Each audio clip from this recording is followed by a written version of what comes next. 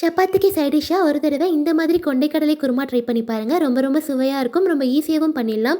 இது செய்கிறதுக்கு ஒரு மிக்சர் ஜாரில் அரை மூடி அளவுக்கு துருவின தேங்காய், அரை ஸ்பூன் சோம்பு, ஒரு ஸ்பூன் அளவுக்கு கசகசாவை தண்ணியில் ஊற வச்சுருக்கேன். அதையும் சேர்த்துட்டு 4-5 முந்திரி பருப்பு, 2 பச்சை மிளகாய், கொஞ்சமாக தண்ணி சேர்த்து பேஸ்ட்டை அரைச்சிடலாம்.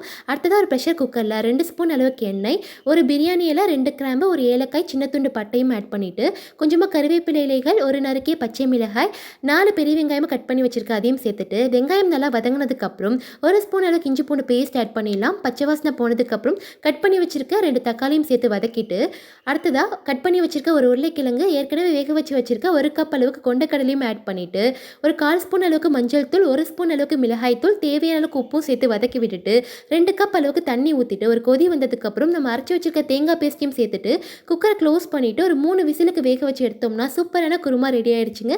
இந்த வீடியோ பிடிச்சிருந்தா மறக்காமல் நம்ம சேனலுக்கு சப்ஸ்கிரைப் பண்ணிக்கோங்க.